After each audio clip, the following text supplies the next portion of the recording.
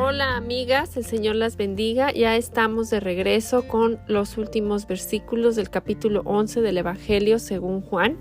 En el episodio anterior, el episodio número 22, estudiamos la parte en que Lázaro enfermó y sus hermanas, mandan a decir a Jesús lo que estaba pasando. Vimos que Jesús demoró unos días en ir a ver a estos hermanos y también estudiamos cómo esta demora tenía un propósito divino. Ay, mis amigas, el propósito de Dios es siempre bueno, agradable y perfecto. Vimos cómo la enfermedad de Lázaro sería para la gloria de Dios y para que por esta el Hijo de Dios fuera glorificado. También vimos que la fe de los discípulos de Jesús sería perfeccionada. Hoy nos enfocaremos en la resurrección de Lázaro y las dos diferentes reacciones a este milagro. Empezaré entonces leyendo a partir del versículo 32 para entender más el contexto de lo que está pasando hasta el versículo 57 y estaré leyendo la versión NBLA. Oro que el Señor abra nuestro entendimiento y corazón. Acompáñenme. Entonces, empezando desde el versículo 32 del capítulo 23, leemos. Al llegar María a donde estaba Jesús, cuando lo vio, se arrojó a sus pies, diciendo, Señor, si hubieras estado aquí, mi hermano no habría muerto. Y cuando Jesús la vio llorando, y a los judíos que vinieron con ella llorando también, se conmovió profundamente en el espíritu y se entristeció. ¿Dónde lo pusieron? Preguntó Jesús. Señor, ven y ve, le dijeron. Jesús lloró. Por eso los judíos decían, miren cómo lo amaba. Pero algunos de ellos dijeron, ¿no podía éste, que abrió los ojos del ciego, haber evitado también que Lázaro muriera? Entonces Jesús, de nuevo profundamente conmovido, fue al sepulcro. Era una cueva y tenía una piedra puesta sobre ella. Quiten la piedra, dijo Jesús. Marta, hermana del que había muerto, le dijo, Señor, ya huele mal, porque hace 4 días que murió. Jesús le dijo, ¿no te dije que si crees verás la gloria de Dios? Entonces quitaron la piedra. Jesús alzó los ojos y dijo, Padre, te doy gracias porque me has oído. Yo sabía que siempre me oyes, pero lo dije por causa de la multitud que me rodea, para que crean que tú me has enviado. Habiendo dicho esto, gritó con fuerte voz, Lázaro, sal fuera. Y el que había muerto salió, los pies y las manos atados con vendas, y el rostro envuelto en un sudario. Jesús les dijo, desátenlo y déjenlo ir. Por eso muchos de los judíos que habían venido a ver a María vieron lo que Jesús había hecho. Creyeron en él. Pero algunos de ellos fueron a los fariseos y les contaron lo que Jesús había hecho. Entonces los principales sacerdotes y los fariseos convocaron a un concilio y decían, ¿qué hacemos? Porque este hombre hace muchas señales. Si lo dejamos seguir así, todos van a creer en él, y los romanos vendrán y nos quitarán nuestro lugar y nuestra nación. Pero uno de ellos, Caifás, que era sumo sacerdote ese año, les dijo, Ustedes no saben nada, ni tienen en cuenta que les es más conveniente que un hombre muera por el pueblo y no que toda la nación perezca. Ahora bien, no dijo esto de su propia iniciativa, sino que siendo el sumo sacerdote ese año, profetizó que Jesús iba a morir por la nación. Y no solo por la nación, sino también para reunir en uno a los hijos de Dios que están esparcidos. Así que, desde ese día planearon entre sí matar a Jesús. Por eso Jesús ya no andaba públicamente entre los judíos, sino que se fue de allí a la región cerca del desierto, a una ciudad llamada Efraín, y se quedó allí con los discípulos. Estaba cerca la Pascua de los judíos, y muchos de la región subieron a Jerusalén antes de la Pascua para purificarse. Entonces buscaban a Jesús. Y estando ellos en el templo, se decían unos a otros, ¿qué les parece? ¿Que vendrá a la fiesta o no? Y los principales sacerdotes y los fariseos habían dado órdenes de que si alguien sabía dónde estaba Jesús, dieran aviso para que lo prendieran.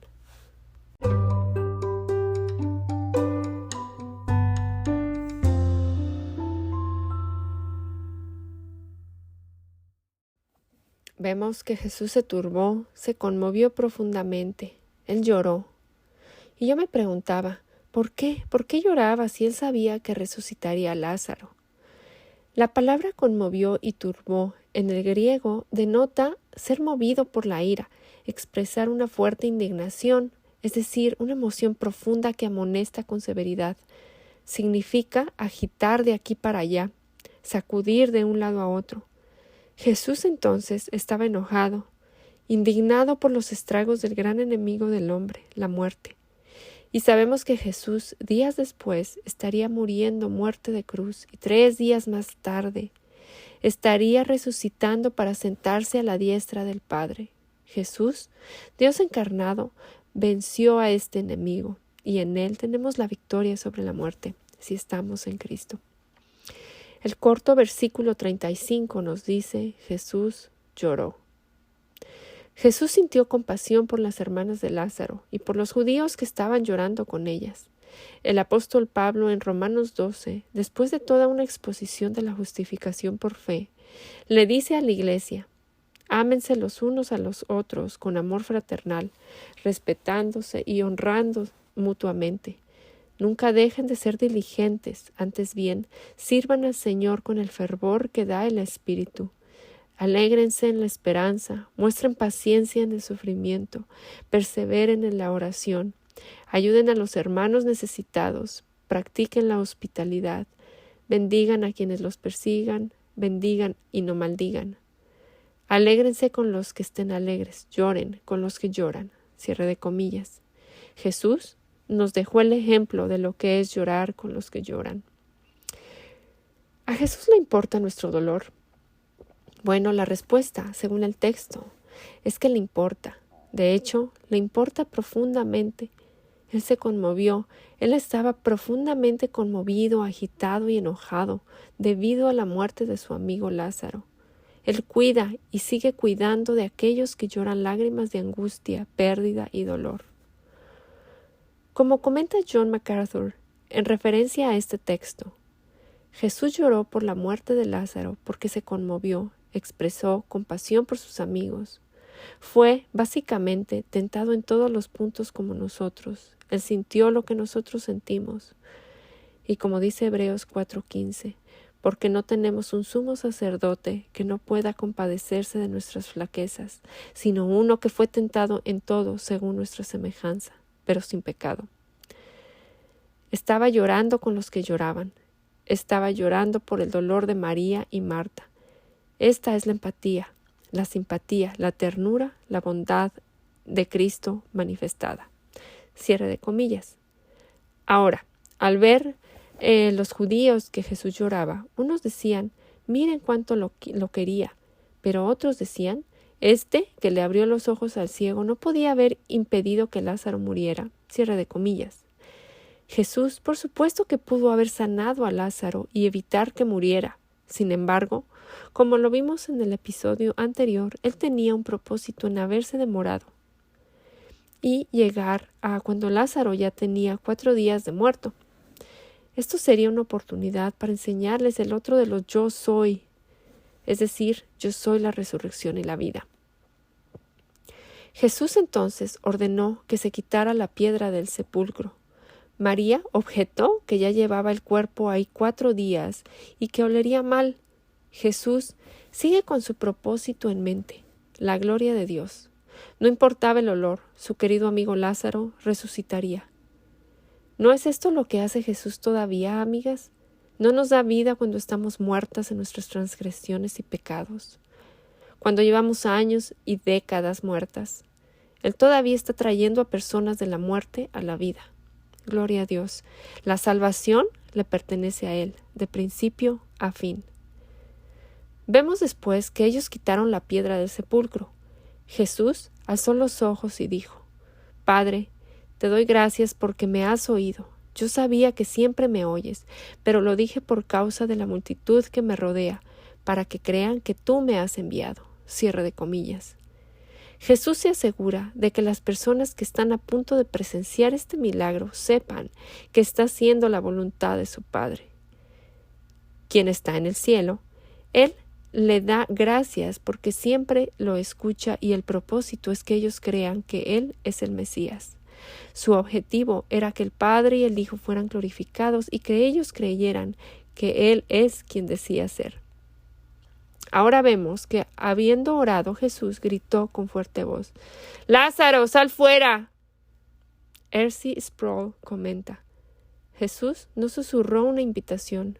Jesús exclamó a gran voz, recordando el poder de la palabra de Dios en la creación, cuando el Señor Dios omnipotente dijo: «Hágase la luz», y la luz se hizo. Nos recuerda al Señor ordenando a la tormenta: «Calla y enmudece», y al instante el mar se calmó por el poder del mandato divino. El corazón de Lázaro respondió al llamado eficaz de Cristo. El corazón de Lázaro escuchó la voz de aquel que es la resurrección y la vida, y en ese mismo instante comenzó a latir de nuevo. Las ondas cerebrales comenzaron a funcionar, la carne podrida sanó instantáneamente, salió de la tumba envuelto y estaba vivo. Cierre de comillas. Esto fue lo que R.C. Sproul comenta acerca de este pasaje. Y bueno, las Escrituras nos dicen que el que había muerto salió, los pies y las manos atados con vendas y el rostro envuelto en un sudario, y Jesús les dijo que lo desataran y que lo dejaran ir. Jesús, la resurrección y la vida, dando vida y trayendo libertad a su amigo Lázaro. Este mismo Jesús nos llama de muerte espiritual y nos da vida aun cuando estamos nosotras muertos y muertas en pecados y delitos. No es un muerto buscando o encontrando a Jesús, es Jesús dándonos vida cuando no tenemos nada que ofrecer. Y ahora también esperamos con ansias el día en que una vez más grite: «Hijos míos, salid», y nos levantaremos en cuerpo y alma juntos, hechos nuevos, sin más lágrimas por llorar por la eternidad. Una eternidad gloriosa a su lado. Aquí, una promesa para sus hijos.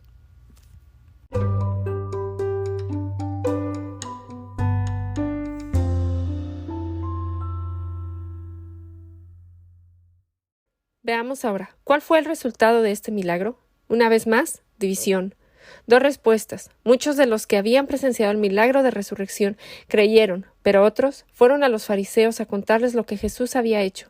Estos últimos convocaron a una reunión de consejo y se preguntaban que qué iban a hacer. Se decían: «Este hombre está haciendo muchas señales milagrosas, y si lo dejamos, muchos van a creer en él, y vendrán los romanos y acabarán con nuestro lugar sagrado y nuestra nación». Cierre de comillas. No es la primera vez que observamos esta división en la narrativa de Juan el autor. Y aún ahora pasa lo mismo, justo ahora. Quizás alguien esté escuchando este episodio y solo hay dos respuestas. ¿Crees o no crees? Jesús cada día está haciendo milagros. El hecho de que tu corazón esté palpitando sin que tú hagas nada es un milagro. El hecho de que tu sangre corra por tus venas, esté siendo filtrada por tus riñones, es un milagro. El hecho de poder escuchar, ver, comer, respirar, procrear, pensar, es un milagro. Es Dios sosteniéndote. ¿Cuánta evidencia había ya sobre la identidad de Cristo? Pero ellos tenían la intención de rechazarlo como Señor. Amigas, solo un milagro como el nuevo nacimiento puede cambiar corazones necios en corazones que reciben la gracia de Dios. Esta es la misericordia de Dios. Los fariseos, al escuchar de todos los milagros que Jesús estaba haciendo, redoblaron esfuerzos para apresarlo. No negaron, pero afirmaron que lo que él hacía no cualquier ser humano lo podía hacer. Ellos mismos exclamaron: «Este hombre está haciendo muchos milagros». Pero al parecer, lo que ocupaba su mente era que los romanos acabarían con su lugar sagrado y su nación. Francisco Lacueva, en su comentario, menciona: «Era falso que hubiese peligro alguno de irritación por parte de los romanos a causa del progreso del Evangelio mediante la predicación de Cristo, pues Jesús mismo había enseñado que debía darse tributo a César. El propio gobernador romano, durante el proceso de Jesús, tuvo que admitir que no hallaba en él ningún delito. Los miedos imaginarios suelen ser como la irradiación al exterior de los malvados designios del corazón. Cierre de comillas. Ahora, Caifás, uno de ellos, el sumo sacerdote de ese año, profetizó y les dijo: ustedes no saben nada en absoluto. No entiende que les conviene más que muera un solo hombre por el pueblo y no que perezca toda la nación. Cierre de comillas. Juan se refiere aquí al Sanedrín, el consejo judío que los romanos permitían que tratara muchos de los asuntos internos de los judíos, en particular con respecto a la fe y a la práctica. El Sanedrín temía que el entusiasmo por Jesús provocara una rebelión entre los judíos y que los romanos entraran y castigaran a los judíos, disolviendo el Sanedrín y destruyendo el templo. El Sanedrín quería preservar su posición a toda costa, y se produjo un debate sobre si el mejor curso de acción sería buscar la ejecución de Jesús. Caifás, el sumo sacerdote, dijo que debía procurar su muerte, porque sería mejor que un hombre muriera a que todos los judíos sufrieran represalias romanas. Versículos 49 y 50. Sin embargo, Caifás dijo más de lo que sabía. Este profeta involuntario tenía razón en que era mejor que Jesús muriera, no por la liberación política como pensaba Caifás, sino para comprar la salvación eterna. Dios trabaja en y a través de las intenciones de hombres y mujeres caídos para llevar a cabo su voluntad. En el versículo 52, Juan comenta que Jesús no solo moría por esta nación, sino también por los hijos de Dios que estaban dispersos para congregarlos y unificarlos. Regresando a Juan 1, 12 y 13, vemos a quién se refiere Juan al decir que también moría por los hijos de Dios que estaban dispersos y dice: mas a cuantos lo recibieron, a los que creen en su nombre, les dio el derecho de ser hijos de Dios. Estos no nacen de la sangre ni por deseos naturales, ni por la voluntad humana, sino que nacen de Dios. Cierre de comillas.